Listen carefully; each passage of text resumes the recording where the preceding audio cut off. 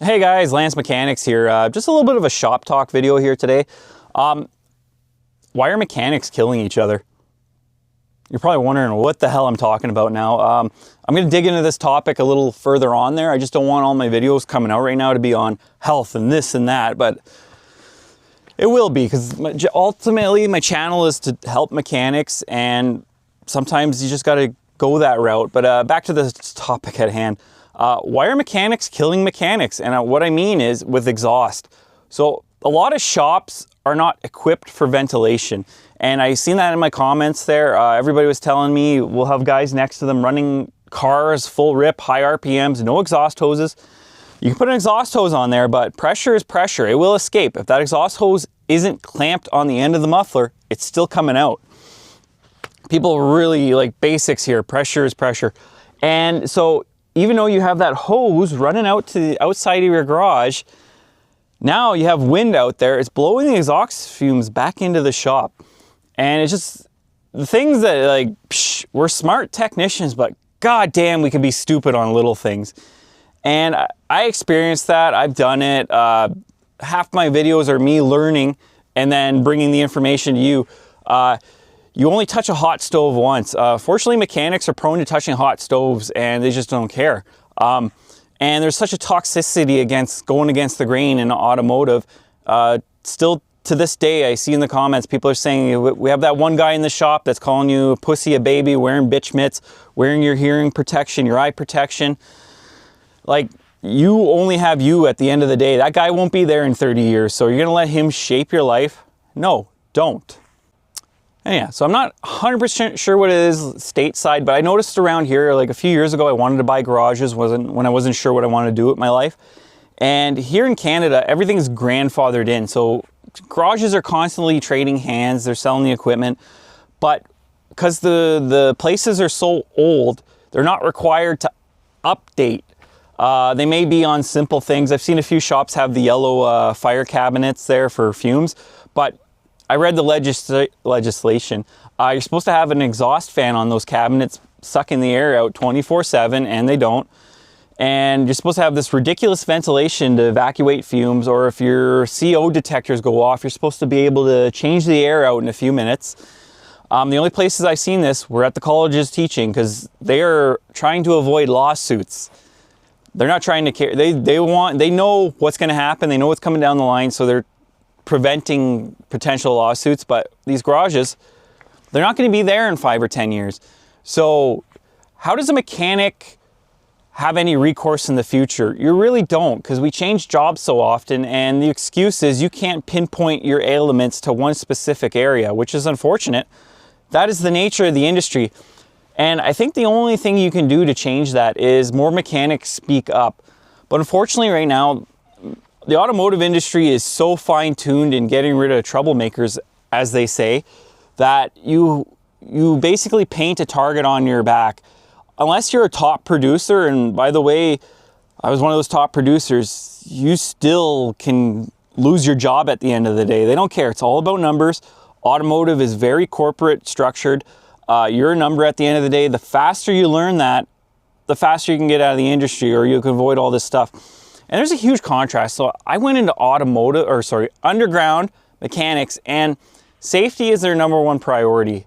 I'll get into that.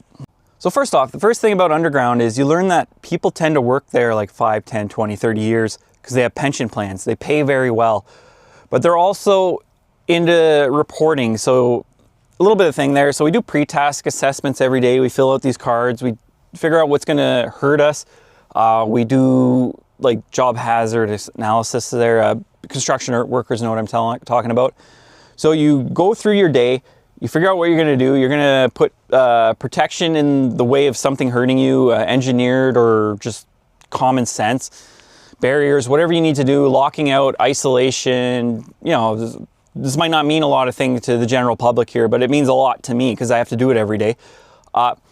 Everything you do is calculated, and the company doesn't want you getting hurt. They want you to go home at the end of the day, and they'll tell you that, and people may not believe it, but it's true. They really want you going home at the end of the day. They don't want you getting hurt. They don't want your hearing suffering. They don't want you exposed to chemicals because they know you're going to be with them for 30 years. They want to see you reach retirement. Whereas an automotive, truck and coach, no, auto body repair, no, they don't expect to see you retire. They actually don't expect to see you in 10 years. They expect you to leave. And I think in an underlying thing is they almost hope you leave in that time, because if something long-term happens, they don't have to pay out. That's just my theory crafting. I can't say 100%, but I think if I were to be in that corporate industry, I truly believe that's what they want. They don't want you to be a long-term employee, because it comes with associated health risks, and they don't want to pay out. So it's almost like they want you to be generally borderline happy, miserable, to the point where you're not ready to quit and you just kind of coast along. And then at that point where you finally hit that peak where you want to quit, you just leave and you don't put up much of a fight or a fuss. And if you did, they're going to try and force you out of there. Again, this is all my perspective. It's generally not true. Everybody's situation is different. So just think about that. For another topic, comments. Holy shit, I can't keep up with them. I'm sorry, a lot of you do know me. You've met me in life, real life there. You see me walking around. We've worked underground. I can't keep up with the comments. I'm sorry. There's just so many. When you're getting 3,000 or 4,000 a week, it's just like, wow, I appreciate it. Comments are where I thrive at, and so many of you have reached out with great information, your experiences. I love it. I read everything. I see everything that comes in. I just can't reply to everything. I'm trying in. The heart button and the like button, like the up button, I don't think it's enough. I like to reply to everything. I try to. Again, I apologize for not reaching everything. Some things just fall in, and I'm like 4 or 5 months behind on comments. Like I said, like 20,000 comments in under a few months. That's hard to keep up with. That means the channel is growing. I absolutely love it. Again, lots of sponsors are reaching out to me. I don't sign contracts, and I'm keeping that content separate. I will keep reiterating. I do not want that stuff integrated into my videos. I think it's absolutely bullshit what YouTubers are doing. I will put those in a separate video, and I will post them at random times. And if you don't watch them, that's fine. Stick to the main content, the serious issues, the stuff I want to bring to the limelight, the attention, the teaching videos. An advertisement will have its own separate video, and it will never be integrated in my damn content. And if you're watching right now, I will not do it. And on that note, I don't sign contracts. If I review something, it's very, very raw. I'm not gonna highlight something that I think is bullshit. If something's cool and I believe in a product, I will say I literally like this product. That's another funny thing, scan tools. I'm always being reached out for scan tools, and one of the complaints people tend to have is the scan tools don't have all the functions listed. I don't know what to tell you. Us as mechanics have been dealing with that for years. That's why we have up to 5 scan tools. I've seen OEM scan tools not even have the functions listed. I've seen the Matco, the Mac, the Snap-on not be able to do things advertised. And when you go to the dealer, you're like, listen, this isn't doing what you told me to do. They're just kind of like, huh, laugh in your face, and then kind of brush it off and, hey, call TechLine. This is just the scan tool. I'm like, well, you sold it to me. I do expect a little back and forth here. But we've been dealing with that for years, so I don't know what to say. Every scan tool will advertise stuff.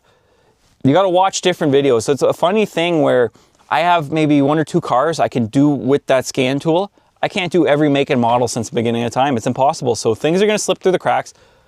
Do it with a grain of salt. Find the video that references your vehicle, and you will know. That is my advice.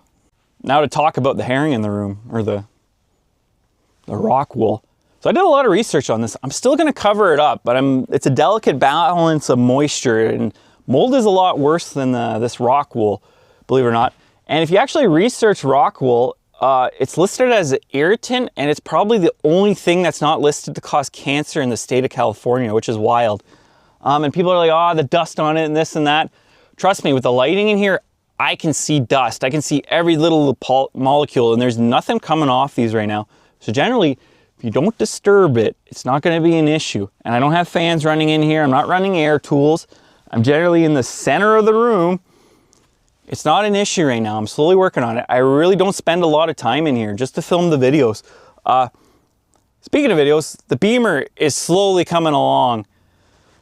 Again, I work. Right now I'm on the beat, and it takes a lot of energy out on you. And for those who don't know, the beat is underground. You're basically going to where all the machines are breaking down, and they break down in the most painful and shitty ways sometimes. Sometimes it's simple as resetting a fuse and replacing a hose. When I get a call for a hose, I'm just like, yes, hoses are simple. Even electrical troubleshooting is simple. It's those things where it's down at the face, production's loaded up, it's down on the ramp, you got 10, 20 people backed up. It's like, ooh. All the beak mechanics who watch my videos, you know what it's like. Oh, sorry, I just had to grab something. So for all those who don't know, this is like my main go-to tool underground. It's actually required by law here in Canada that we have something called a miner's wrench. So I work with hydraulics now. Electricity, 800 volts DC. I don't touch the AC panel. We have electricians for that. And then our 24 volt carrier system. And believe it or not, this is my number one go-to tool. Hydraulics, it's all fittings. You can get offsets and stuff and whatnot. Anyways, I got I got sent in a laser engraver, and I kind of want to, I know one person who wanted something at a mine there I was at recently, and I have an idea with the laser engraver, and if I see him again, you'll know right away. But yeah, so these are cool. So they have here, see if you can see that well.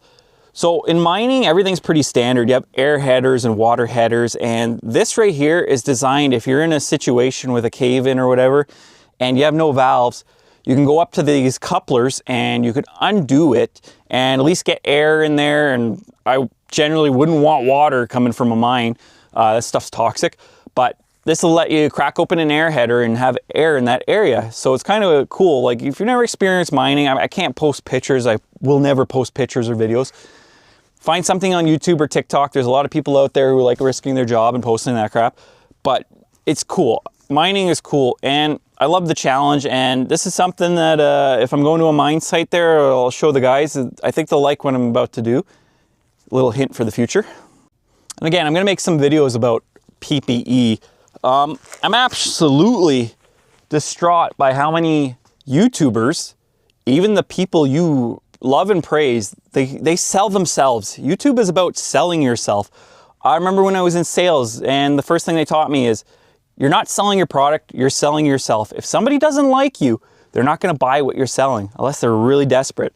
And a lot of YouTubers is all about selling themselves. And when I see a YouTuber with like 600, 1.6 million subscribers, and they don't even have eye protection, hearing protection, any kind of protection, and they're spraying the brake clean as we talked about in the last video, I turn that video off.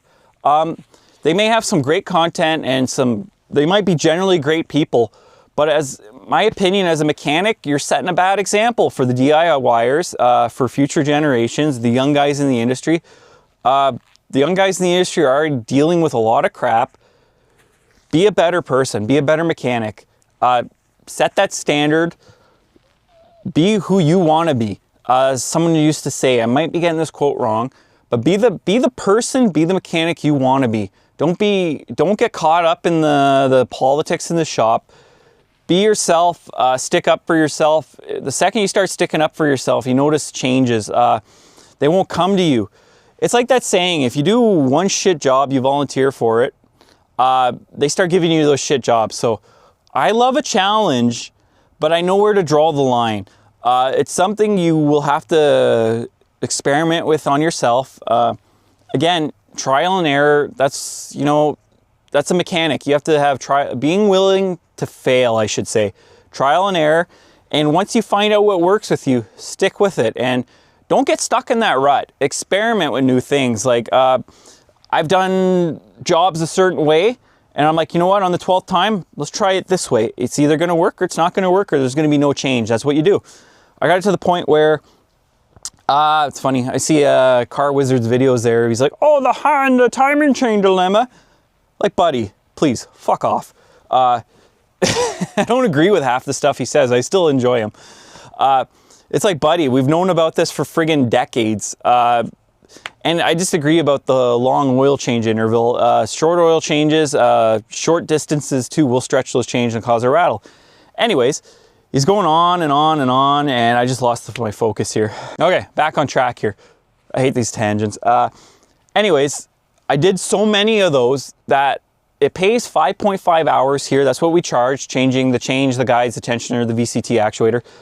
5.5 hours, I did them in 45 minutes. I did them so fast one day, the guy who does their quality control, literally, he's like, you just pulled that in. I'm like, yeah, it's done. And he just stared at me blankly. He's like, holy shit. It's one of my proud moments.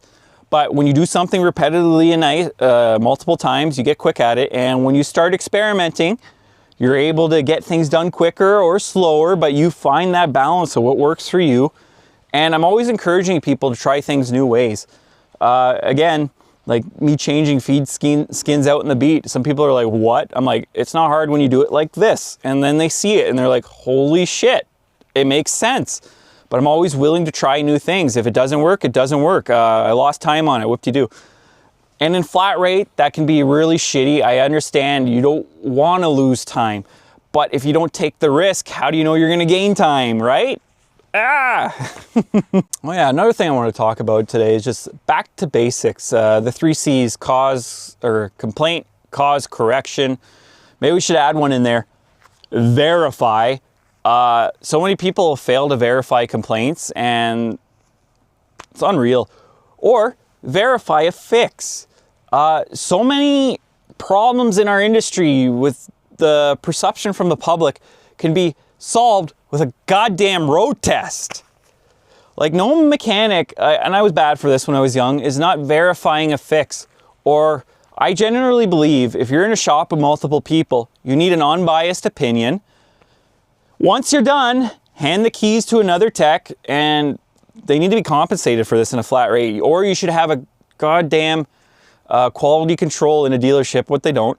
But anyways, private garage, hand the keys to someone who didn't do the job and verify. The more naive they are, like, I hate to say this, the front counter person, if they can go on a road test and be like, yeah, something sounds weird, I don't know, is this normal?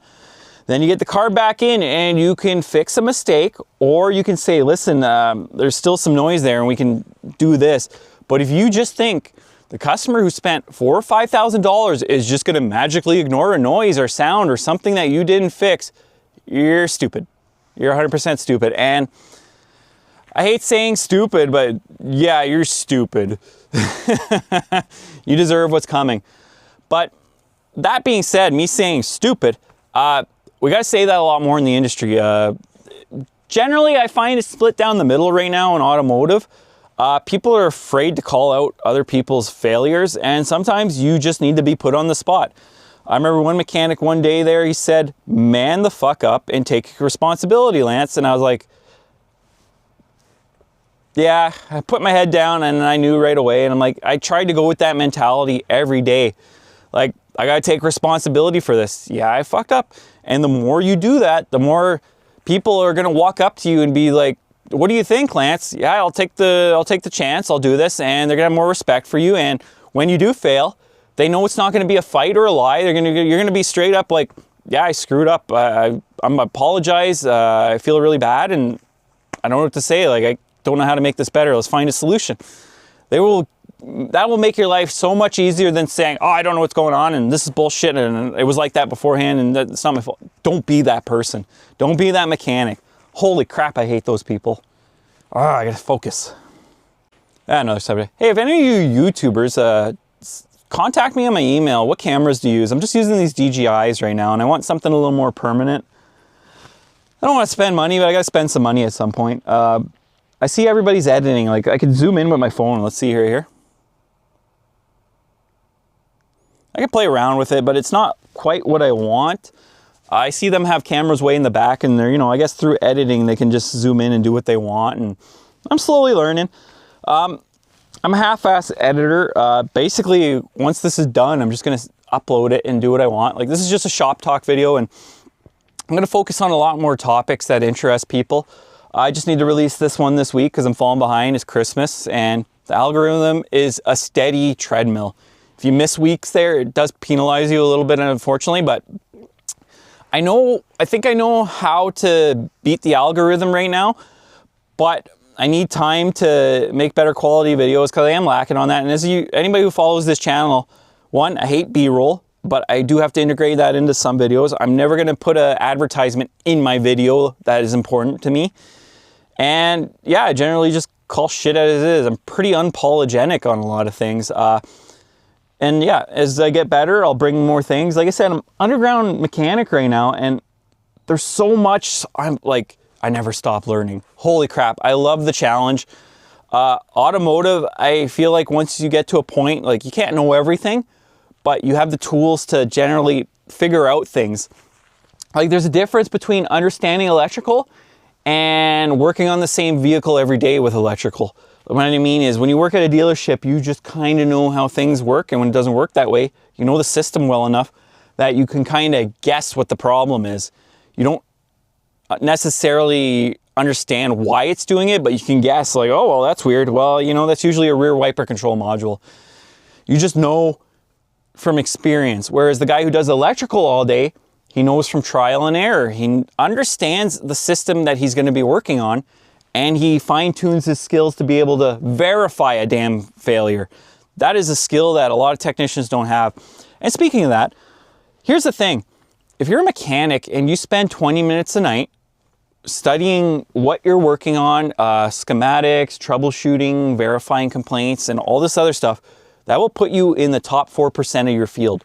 So I've fallen behind what I'm doing right now because I come home in 12-hour days, hour and a half travel. It takes its toll on you. So I come home and some days I just want to sleep. So I used to spend an hour every day of the week and go over prints, go over things for my machines, and I've fallen behind right now. But now you can just do that in 20 minutes and still get the same results. As I say, it's like playing an instrument. Consistency is better than playing 8 hours in one day. So 20 minutes a day will make you that great of a technician. Just spend the time. Spend the time. Don't go like 3 hours one night. You'll burn yourself out. And that being said, this is maybe to your young people. I'm starting to get those subscribers is, if you want to get far in life, you got to give up on something you like. I know this may not resonate with some people, but as I got older, like when I was younger, I played video games, played World of Warcraft, RuneScape, whatever. Sucked up all my free time, and you learn things as you go on. Playing video games or watching your phone an hour before bed, you will not sleep. So I always put those away because I know I'm going to sleep good.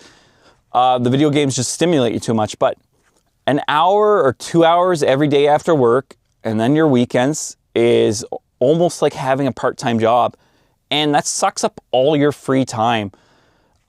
If you're willing to give up that stuff, you can get a really good job because you can build up skills. And some people may not agree with this, but as I'm doing this YouTube stuff and I'm working on machines and I'm running out of free time, something has to give. So generally, I don't play video games because I know this, I think YouTube's more important. I think my job is the most important thing. It pays the bills. And I find video games just take up all that free time that you can use to improve yourself, spend time with your friends and family, have a social life. And you young people may not like this, but maybe you should just give up on the video games. I know it's controversial, but if you're a tradesman in my field, something's got to give. Like I remember when I was playing with these people and I was online on, it's going to date me there, Ventrilo, but it's Discord now. And I would just be like, how the hell do they have a family? How the hell do they have time to do this? Like I'm right at the edge of being overworked and I don't have time to do this. And I'm like, And then I'd hear them complain about their poor lifestyles and this and that. And I'm like, well, maybe if you took all that energy in video gaming and tried to improve yourself, you'd get further in life. Is this shop talk video devolving into a help yourself video? I hope not.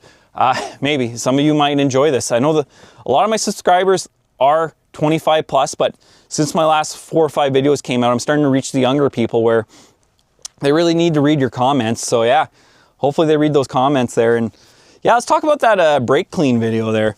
I always knew heating up brake clean caused phosphine gas, but the amount of people who didn't know it, ouch, I'm sorry. Yeah, and unfortunately that Chubby Emu video came out, and I like it, but I don't generally like why his content comes out. He basically just scours the internet finding medical anomalies, and he profits off death.